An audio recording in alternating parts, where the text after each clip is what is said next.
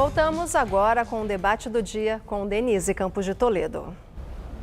E hoje vamos falar sobre o que vem sendo discutido em torno da reforma da Previdência com a Luciana Moraes de Farias, que é advogada, especialista em direito previdenciário, e o Fábio Klein, que é economista, especialista em contas públicas da Tendências Consultoria. Doutora Luciana, boa noite. Boa noite, é uma satisfação estar aqui. Agradeço à TV Gazeta pelo convite, nesse momento de extrema importância em que estamos discutindo o futuro da nossa Previdência Social. Exatamente. O Fábio Klein, boa noite também. Boa noite, Denise. Boa noite, telespectadores. Bom, vamos começar falando do aspecto econômico, que tem sido grande foco, tem sido um tema repetitivo, até quando a gente fala em perspectiva da economia, isso desde o ano passado, não é, Fábio? E agora, as últimas indicações que nós temos é que a equipe econômica está definindo uma proposta bastante ampla. Eles falam na economia de até 1 trilhão, o que sinalizaria talvez uma proposta mais ampla ainda do que aquela que foi apresentada por Temer. Eu queria saber o que você espera, se você acha que isso é viável, que é necessário agora se ter essa reforma completa. Olha, acho que se o número for esse mesmo, a gente pode considerar esse um cenário otimista, né? Na Tendências, por exemplo, os números que a gente trabalha são um pouco mais módicos, que a gente chama de cenário básico, né? Nós também temos um cenário otimista e pessimista, aí seria em torno de 640 bilhões em 10 anos de economia. Ainda assim é uma economia razoável frente ao problema do déficit previdenciário. Só para dar uma ideia, neste nosso caso, a conta seria sair de um crescimento real acima da inflação, em média, de gasto previdenciário, que hoje roda 5% a 6% ao ano, acima da inflação, para algo em torno de 3% ao ano, acima da inflação também, mas quase metade de economia. Então, se for isso, 1 trilhão em 10 anos é um bom número. Porque a questão não é apenas o gasto que se tem, é o rombo que o sistema previdenciário provoca, não é? Mais importante do que o gasto, quer dizer, são duas coisas importantes. É importante a gente olhar tanto o tamanho do gasto quanto o rombo, e ambos são problemáticos no Brasil. Só para dar uma ideia para vocês, hoje o Brasil, que é um país ainda jovem, mas que vai passar por uma transição demográfica muito acelerada nos próximos anos, já gasta hoje 13% ou um pouco mais do PIB com gasto previdenciário. Isso é o que gasta uma Alemanha, um país muito mais idoso, do seu PIB. Então o problema de gasto existe, ele é muito grande e está crescendo. E o déficit é um déficit de 200 bilhões, só o regime geral da Previdência.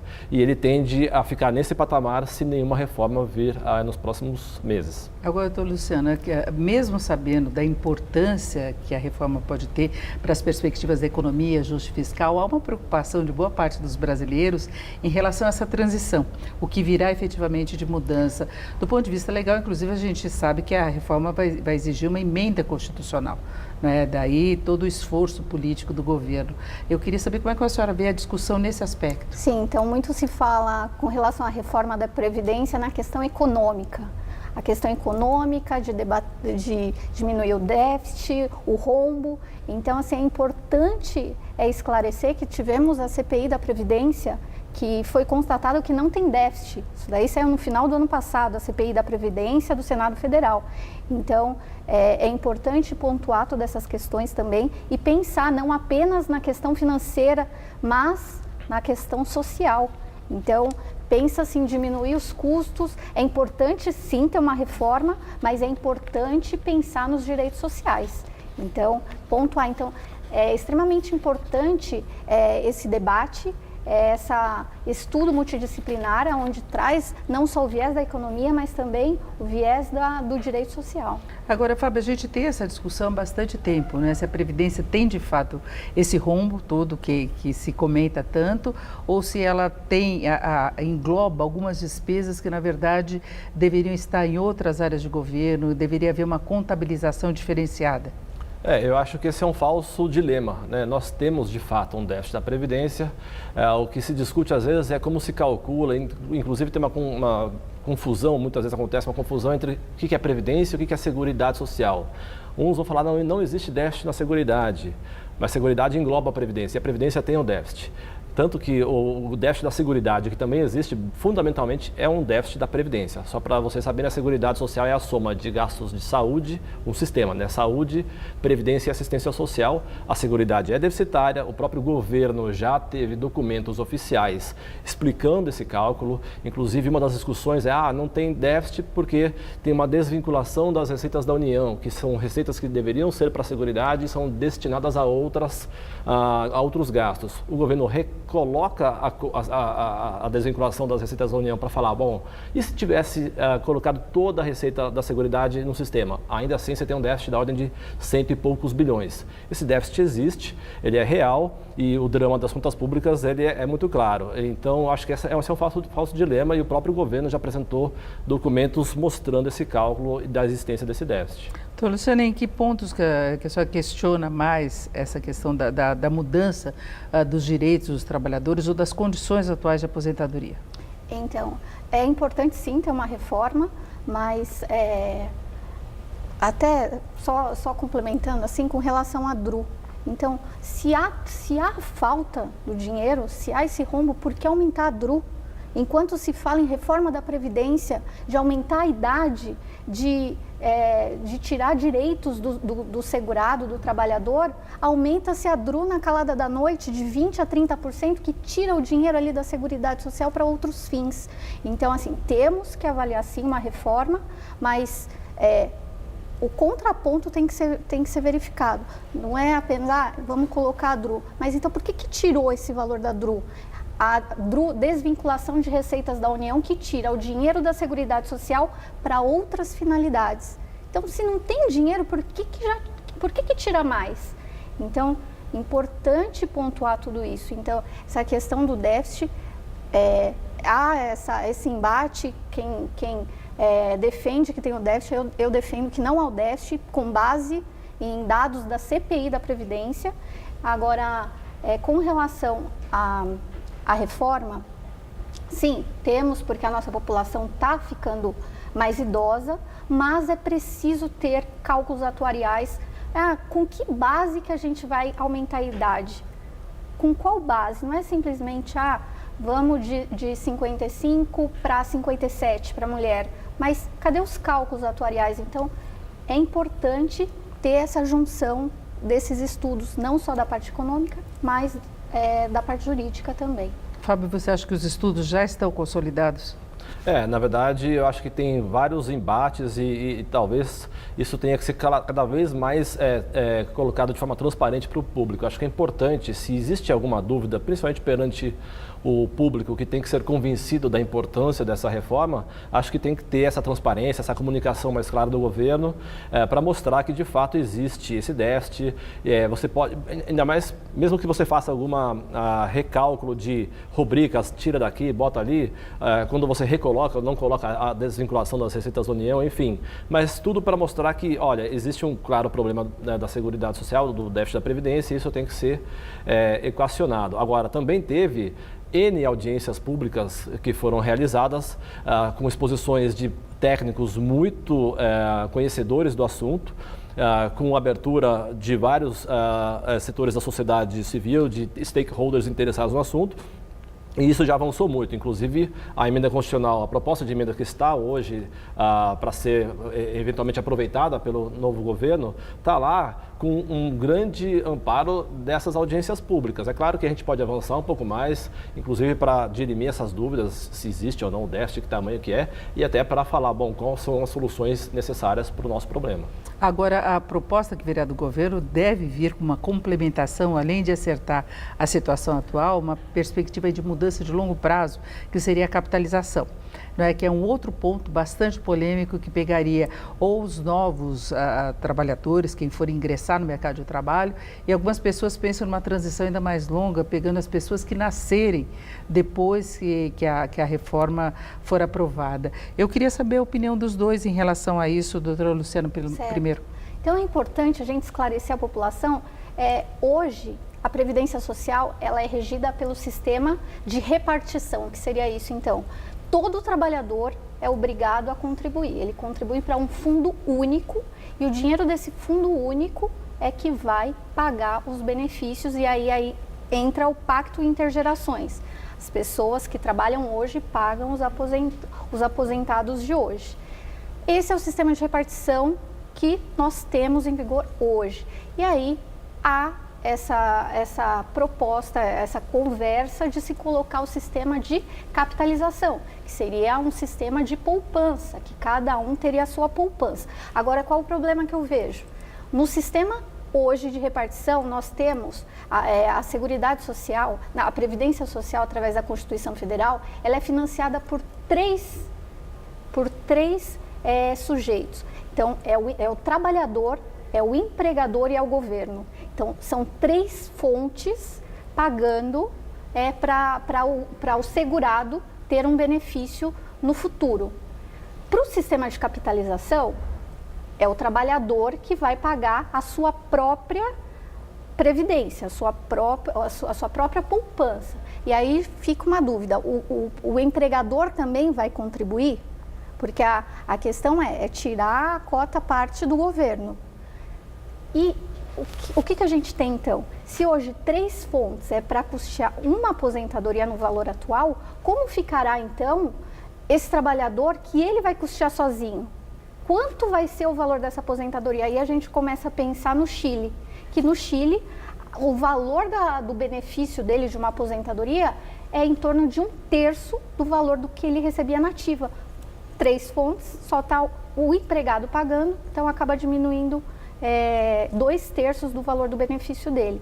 Então, isso é muito sério. Um outro problema que eu vejo, assim, extremamente grave é com relação aos benefícios não programáveis, que são os benefícios por incapacidade.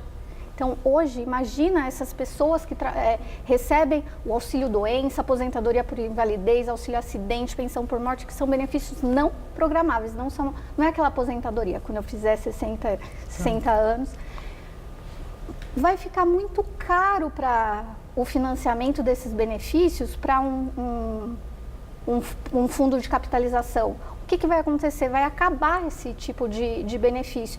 E aí, vamos tirar a cota parte da empresa. Mas e esse funcionário que adoecer, que se acidentar, quem vai custear? É ele que vai ficar prejudicado?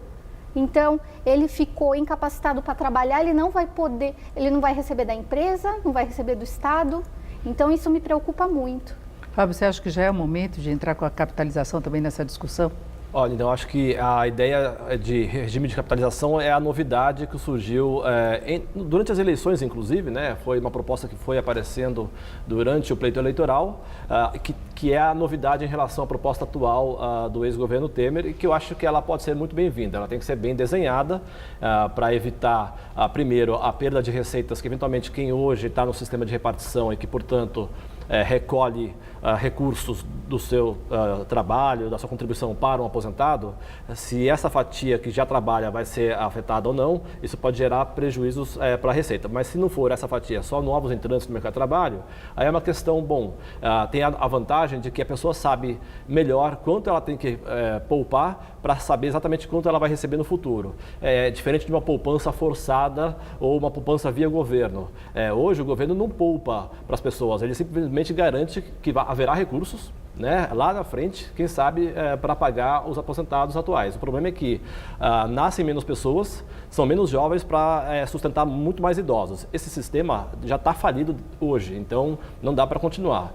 Se você tem, então, portanto, a chance de você mesmo fazer os seus depósitos, é claro que tem que evitar o problema que teve no Chile, porque o Chile só o empregado é que depositava e não tinha cota patronal. Eu acho que isso está em discussão, não sei se no Brasil, pela proposta atual, o regime de capitalização excluiria a parte patronal. Acho que se excluir pode ser um problema.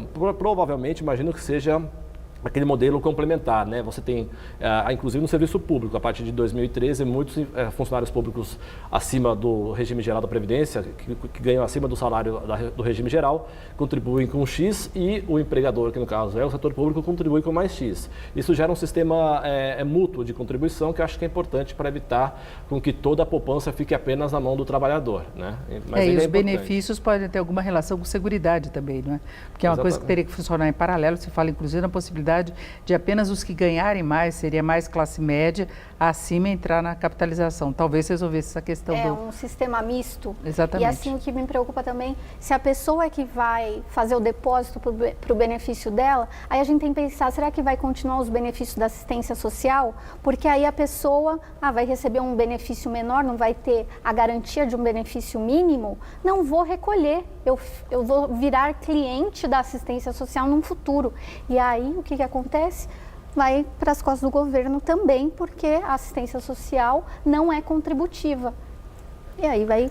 Agora, esse é o ponto que deve ser muito discutido no Congresso, né? Você imagina que a equipe econômica esteja muito focado no ajuste fiscal, né? Mas depois tem o Congresso discutindo tudo isso. Exatamente. Por isso que quando a gente fala do número inicial de 1 trilhão, eu chamei de cenário otimista, porque supõe que a proposta forte que viria seria aceita pelo Congresso sem grandes batalhas e que isso seria facilmente aprovado. Isso não acontece em lugar nenhum. E a gente está discutindo essa questão da Previdência há vários anos no Brasil e a gente tem feito algumas mini-reformas, mas o problema ainda não foi completamente resolvido. Inclusive, a gente tem contra-reformas. Por exemplo, recentemente, alguns devem lembrar que foi aprovada aquela Lei 85/95, que na minha visão foi uma contra-reforma, porque ampliou o valor do benefício, reduziu o efeito do fator previdenciário, que é um desconto para quem se aposentar mais cedo, e isso gerou aí uma correria de gastos no curto prazo, quando a gente estava sofrendo um problema fiscal, né? 8595, que agora já está 8696, não é? Porque ela tem esse gradualismo, vai subir no ano após ano. Agora, houve uma corrida de qualquer jeito, né? Porque o trabalhador quer, mesmo com o fator previdenciário, ele quer escapar dessas mudanças. Não, o trabalhador, ele fala em reforma, ele corre para a agência da Previdência Social para buscar, achando que não vai ter mais o benefício. Agora, é importante também a gente pensar dessa mudança do sistema de repartição para a capitalização, o prazo de transição. Porque como ficará, então, as pessoas justamente não vão estar mais recolhendo para o regime de previdência social, regime geral de previdência social, e quem vai pagar, então, os benefícios atuais? Então, é um outro ponto. É o estoque de aposentados, não é? É o estoque de aposentados, que é um grande problema do governo. Né? O desafio é desenhar essa regra de transição, né? Então, acho que isso, você tem vários técnicos que estão fazendo essas contas. Claro que, dependendo do desenho, o efeito da transição pode ser um pouco mais duro ou um pouco mais tranquilo, mas, de qualquer forma, eu acho que é uma proposta bem-vinda que, inclusive, gera poupança no Brasil, né? Estimula a poupança. E um problema do Brasil é a baixa poupança. Inclusive, o setor público, quando tem déficit, no fundo, ele está despoupando. Despoupança é o quê? Falta de investimento. Nós conversamos muito sobre Previdência, ainda vamos falar muito até que o governo apresente de fato a proposta oficial que vai ser discutida com o Congresso, mas desde já eu agradeço muito a participação da Luciana Moraes de Farias, que é advogada especialista em direito previdenciário, muito obrigada. E o Fábio Klein, que é economista da Tendências Consultoria, especialista em finanças públicas. Fábio, muito obrigada também. Obrigada a vocês. Luciana.